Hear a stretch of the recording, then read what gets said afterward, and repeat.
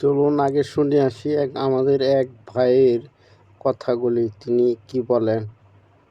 তিনি বলছেন শেখ হাসিনা আসলে নাকি বাংলাদেশ নাকি আবার টনটনা হয়ে যাবে। থাকবো না। এটা কি স্বাধীন দেয়? আমরা স্বাধীন দেখি নাই, কিন্তু তারপর আমরা টেলিভিশনে যা দেখছি আমাদের মন শান্তি হয়ে গেছে। বাংলাদেশের মানুষের ইয়ে মন শান্তি হয়ে গেছে বাংলাদেশের 7 কোটি মানুষের স্লোগান দেখে। আর এখন মনে করেন দেখেন, কালকে কয়েকদিন আগে যে আপনার 21শে ফেব্রুয়ারি গেল, কোন মানুষটা বুঝে পাইছে যে আজকে 21শে ফেব্রুয়ারি এই ভাষা আন্দোলনের কারণে বাংলাদেশ যুদ্ধ করেছিল?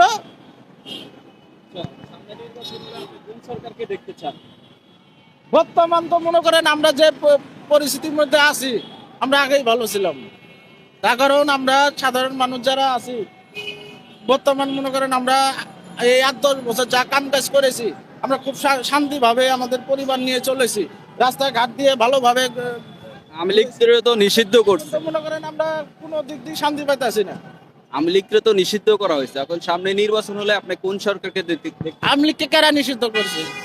আওয়ামী লীগকে নিষিদ্ধ করার কারা? এই যারা নিষিদ্ধ কথা বলে ওরা কারা? নিষিদ্ধ করে ওরা কারা? আওয়ামী লীগ যদি না থাকতো, শেখ মুজিবুর যদি না থাকতো, এই বাংলাদেশ জন্ম হতো না। মুজিবুর যদি না থাকতো, শেখ মুজিবুর যদি না হইতো, এই বাংলাদেশ জন্ম হতো না। আজ এই বড় বড় কথা বলতে পারতো না। এই বড় বড় কথা কয়ে লুটপাট করে পেল না হয়, এই বড় বড় কথা কয়ে চাঁদাবাজি করে পেল না হয়, এই বড় বড় কথা কয়ে মনে করেন অগ্নিপাত করে পেল না হয়। আজকে যে বাংলাদেশ দেখেন কোন জায়গায় গেছে। যে বাংলাদেশ, আজকের বাংলাদেশের অবস্থান দেখেন, একটা সাধারণ মানুষ ভালোভাবে রাস্তা দিয়ে চলতে পারে না।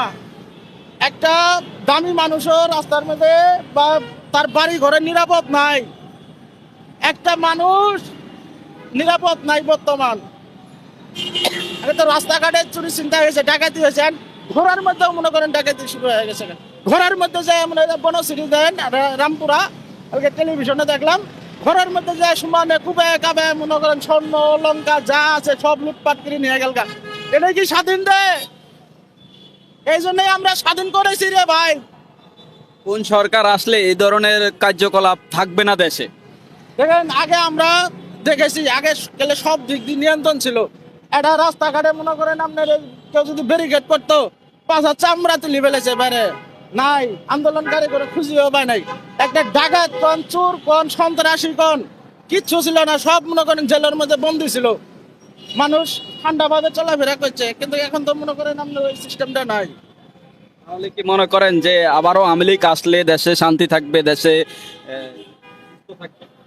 আমরা সাধারণ মানুষ 100% গ্যারান্টি দিতে পারি যে আওয়ামী লীগ সরকার এলে দেশ শান্তিতে থাকবে। আজ এই কালকে হাসিনা আসুক, 7 দিনের মধ্যে যদি বাংলাদেশ টনটনা না হয়, আমি বাংলাদেশে থাকবো না।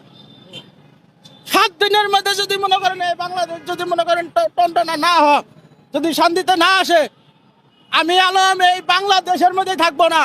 প্রয়োজন বলে যদি না পারে, আমি গলায় দড়ি দিয়ে আত্মহত্যা করবো। আমি এরকম গ্যারান্টি